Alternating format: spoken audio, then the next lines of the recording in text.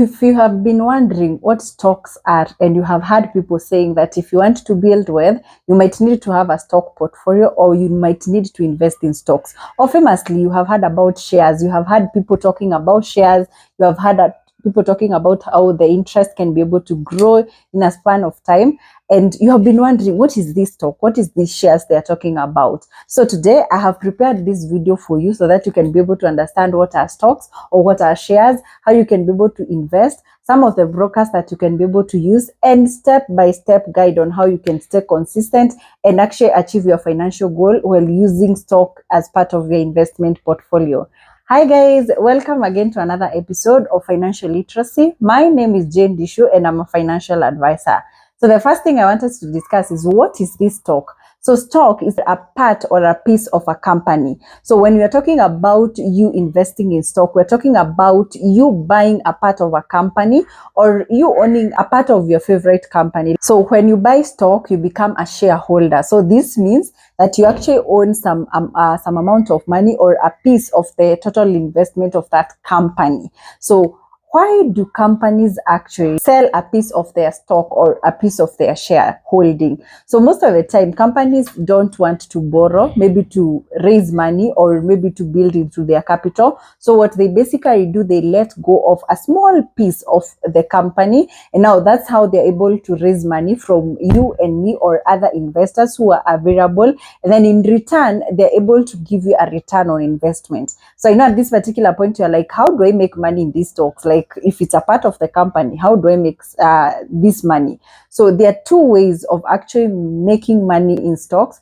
So one of the ways is the capital gain. So capital gain is more probably like when the company increases in value, you're able to increase in your shareholding. So I'm going to give an example of Safaricom. So if you buy Safaricom today, let's assume like one share in Safaricom is maybe worth 27 shillings or 27 Kenya shillings. So if today you buy 1,000 shares of Safaricom, which is now 27,000 Kenya shillings, and let's say the price goes up, maybe double up from 27 Kenya shillings to 54 Kenya shillings. I'm giving an example. So this means that the money that you had bought the shares, which is 27,000 Kenya shillings, it's going to go up. So meaning if you ever sold your shares in the market, it means that you're not going to sell them at 27 Kenya shillings, you're going to sell them at 54,000 Kenya shillings. So mostly capital gain, it's a long-term effect because most of the time a company might take some time to grow, and also it's also another way of knowing how you can be able to lose your money. So we're gonna get and discuss into it. The second way you can be able to make money in the stock market is through dividends. So companies decide on paying dividends to their shareholders. So this means when they make a profit margin, they decide a share of that amount of money goes to the shareholders. So you basically like get dividends every year. So let's say, for example, in maybe last year, Safaricom was able to pay dividends of 2% or 3% or 4%. So most of the time that means 4% of the shareholding or the amount of money that you have in the company. So that's going to mean that you're going to make some amount of money. Most of the time, companies are going to pay annually, half yearly or quarterly, depending with the company. So most of the time they are trying to share the profit to their shareholders. Remember, you become a part of this company the moment you start investing in stock. Definitely, in every investment, there is a risk involved. So here are some of the risks that you might face when it comes to investing in stock. So one of the risks is, in case a company maybe make losses, you're going to share into the losses. The same way you're sharing into the profit, most of the time you're going to find if a company is going down or they're not performing well, the price of the shares goes down. And when the price of the shares goes down, it means that you have lost some amount of money. So let's assume that you bought, maybe let's give an example of Safaricom, which is one of the companies that are listed, or you can be able to actually buy stocks, but you're going to get into the details of other companies. So let's say you bought Safaricom at 20 shillings. So each share was 20 shillings. So you bought like 1,000 shares. So that means you invested like 20,000 Kenya shillings. And let's say Safaricom gets into a point where maybe they are not able, or they are making losses, or maybe there's something that happens to them and they cannot be able to leverage on their return on investment. So what happens? The share prices goes down to 10 shillings.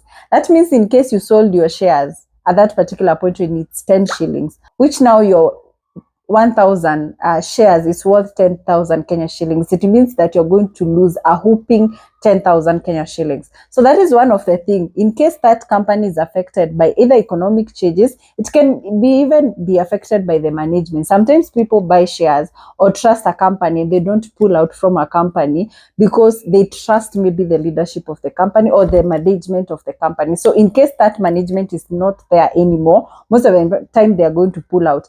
For example, when Bob Collymore died, most people were panicked and they did not know, because they trusted, like, Bob Collymore was doing the best as the CEO of Safaricom at that particular point. So people panicked and the share prices went down. So when the share prices went down, they actually came up with a strategy of bringing in Michael Joseph. And when he sat on that management, or as an interim CEO or acting CEO, what happened to the shares? They actually went up. So sometimes it's not like the company is making losses. Sometimes it's because maybe people joined because of a certain structure or a certain management structure, and they bought into it and they felt this is something that you can be able to relate. So you don't have to worry about the losses or whatever is happening. That's something you worry, but also what is the structure? So one of the things that you need to consider around risk mitigation is to make sure that you understand the company dynamic. What excites the clients? What excites the shareholders? What actually happened around the same? Understand about even the political instabilities and the way that can actually affect the company's dynamic and how that can trickle to the share. So this is one of the things that you need to look at. I know most people, when they're investing in stock, most of the time they only consider maybe the return on investment, the footing in the market for that particular company. But most of the time, one of the things, and it's quite important, is to make sure that you also consider the biggest factor. What excites the shareholders, or what excites the customer, or what actually motivates the customer journey, or what actually makes them satisfied to retain them or to have a certain retention power. So that is one of the consideration that you need to make. I know at this particular point you're asking, if I want to invest in stock, where do I start? So the first process is to get a broker or a brokerage company who are registered by Capital Market Authority. So these are the people that you're going to use as your brokers in the stock market. You need a broker. You cannot invest directly in the stock, the Nairobi Stock Exchange or in the market. You need to have a broker. So some of these brokers that we have so many. Once you go online and even Google, you can see so many, but I'm going to mention but a few. NCBA Investment Bank, we have Equity Investment Bank, we have Kingdom Securities, we have Standard Investment Bank, we have GNGLs, we have Dare and Blair. We also have other investment banks. So as I said, there are so many of them. So you can be able to get that information from online. You can just Google and see the one that you can be able to choose. One of the things that you ought to do around this process is to make sure that you choose the one that has a good customer service and less management fee. Those are the two things that you consider with a broker, because I know some brokers are charging a very high management fee, and this means any amount of money that you're making in return in investment actually is eaten up, because you cannot invest a certain amount of money and they charge a certain management fee. So you ought to look for one that has the lowest management fee. So after you have identified the broker, the second thing is to identify the companies that you want to buy the stocks in. So you need to identify that the companies that are listed in the Nairobi Stock Exchange. Also, this information, you can be able to access it. I'm going to leave a link down below for the Nairobi Stock Exchange, so that you can be able to go and check some of these companies that are listed, or some of these companies that you can be able to buy stocks in. Remember, we have 60 companies which are listed. I think it's 60 companies that are listed. And I'm going to mention some of the few that I know most people know about. So one of the company, I think it's Safaricom. I have used it in the examples. The second company is Samia Africa. They have been doing quite a good one when it comes to their capital gain. The other company is Kakuzi, Sasini. We also have Equity Group. As a group, I think they have a portfolio there. We have KPLC. We have Kenya Power. We also have Kenyan.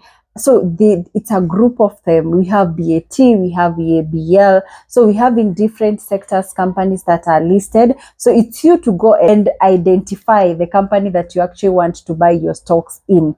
Then after that, identifying the company that you want to buy the stock in, the third thing that you want to do is to set a goal. Because remember, for you even to decide on the companies, you need to understand, are you there for short-term gains or are you there for the long-term gains? Remember, short-term gains is when you want to get the dividend. So your main concentration is, I'm buying this particular company because they offer 7% and then I'm selling. So you're not concentrating on the growth of the company, you're just concentrating on how much they are paying as profit, okay? So if yours is short-term gain, I'm very sure one of the things you're going to consider is to buy from companies that are giving you high dividends. But remember, if you're in the stock market and you're trying to do it for the short run, that is a high risk venture, because if a company is paying you a lot of money in dividends, it means that they are not retaining more money to reinvest. That means there's some possibilities that the share prices might go down. And then if you are thinking of long term, the long term is your goal. If your goal is long term, one of the things that you need to understand is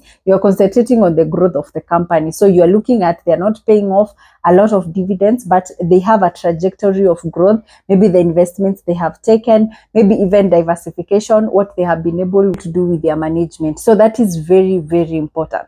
So after you have identified why you're buying in the stock, the fourth thing that you need to do is to start small and then diversify.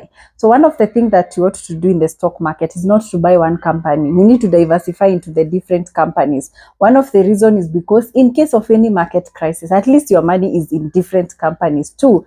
Some of the projections you cannot be able to make them. So sometimes you might find that you bought Samia Africa, you did not know they have any expansion they are doing. It just caught you by surprise that their share prices went up. So when you have a diversified portfolio, remember your money is well distributed. And because stocks are a high medium risk investment, this means that your risk is actually distributed in the different company. And the last thing that you ought to do is to be patient. Remember, the investors who make a lot of money in the stock market or in any investment are the investors who are patient. So be patient with your investment, because I know today you can buy this, tomorrow maybe the share prices go down. I don't think it's time to sell. It's time to hold and see, and also do your due diligence around the company dynamics, like I told all of you, but also make sure that you're very, very patient. So let me know in the comment section, is the stock something you would want to incorporate in your investment portfolio? And also, as we are finishing this, if you are investing in stock, maybe what is one of the strategies that you have been using that have been working for you, and what of this strategy that you have been using as a secret code in your investment portfolio? And in case, guys, you have not started investing anywhere or you're trying to build into your investment portfolio, you can actually work with me as your financial advisor, so that you try to diversify on the different options that we have, and you also have a balanced investment portfolio. So make sure to follow me on my Instagram page, so that you can have this conversation and you can be able to design something that works for you. I hope this video was actually helpful and you have learned something. And if you did, and you know someone out there who might learn from this video, make sure that you share to them so that they can be able to learn more about this investment portfolio. And until next time, thank you.